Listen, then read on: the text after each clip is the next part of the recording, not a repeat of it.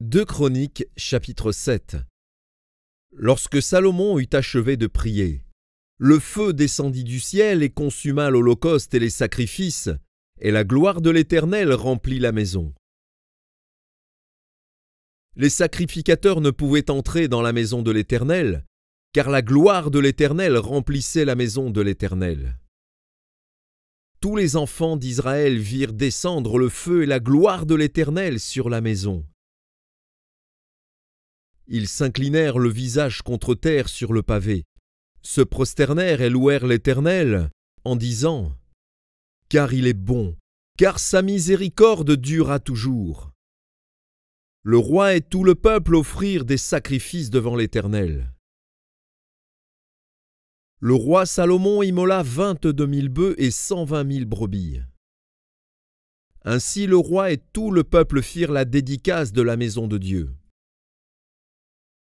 Les sacrificateurs se tenaient à leur poste, et les Lévites aussi avec les instruments faits en l'honneur de l'Éternel par le roi David pour le chant des louanges de l'Éternel, lorsque David les chargea de célébrer l'Éternel en disant « Car sa miséricorde dure à toujours ».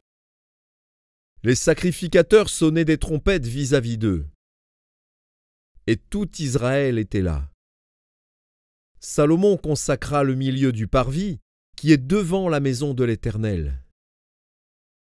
Car il offrit là les holocaustes et les graisses des sacrificateurs d'action de grâce, parce que l'autel d'airain qu'avait fait Salomon ne pouvait contenir les holocaustes, les offrandes et les graisses. Salomon célébra la fête en ce temps-là pendant 7 jours, et tout Israël avec lui. Une grande multitude était venue depuis les environs de Hamath jusqu'au torrent d'Égypte. Le 8e jour, ils eurent une assemblée solennelle. Car ils firent la dédicace de l'autel pendant 7 jours et la fête pendant 7 jours. Le 23e jour du 7e mois, Salomon renvoya dans ses tentes le peuple joyeux et content pour le bien que l'Éternel avait fait à David, à Salomon et à Israël, son peuple. Lorsque Salomon eut achevé la maison de l'Éternel et la maison du roi, et qu'il eut réussi dans tout ce qu'il s'était proposé de faire dans la maison de l'Éternel et dans la maison du roi, l'Éternel apparut à Salomon pendant la nuit, et lui dit « J'exauce ta prière, et je choisis ce lieu comme la maison où l'on devra m'offrir des sacrifices. Quand je fermerai le ciel et qu'il n'y aura point de pluie, quand j'ordonnerai aux sauterelles de consumer le pays, quand j'enverrai la peste parmi mon peuple. Si mon peuple sur qui est invoqué mon nom s'humilie, prie et cherche ma face, et s'il se détourne de ses mauvaises voies, je l'exaucerai des cieux, je lui pardonnerai son péché, et je guérirai son pays. Mes yeux seront ouverts désormais, et mes oreilles seront attentives à la prière faite en ce lieu. Maintenant, je choisis et je sanctifie cette maison pour que mon nom y réside à jamais, et j'aurai toujours là mes yeux et mon cœur.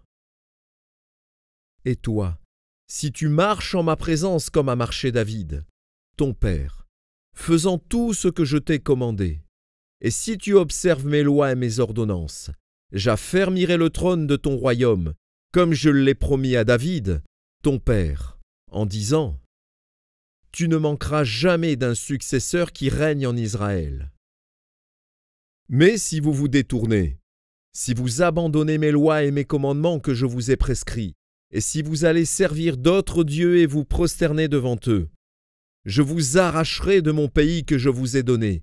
Je rejetterai loin de moi cette maison que j'ai consacrée à mon nom, et j'en ferai un sujet de sarcasme et de raillerie parmi tous les peuples.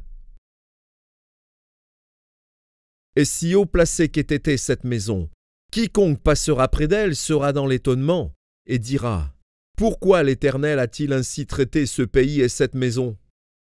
Et l'on répondra « Parce qu'ils ont abandonné l'Éternel, le Dieu de leur père, qui les a fait sortir du pays d'Égypte, parce qu'ils se sont attachés à d'autres dieux, se sont prosternés devant eux et les ont servis.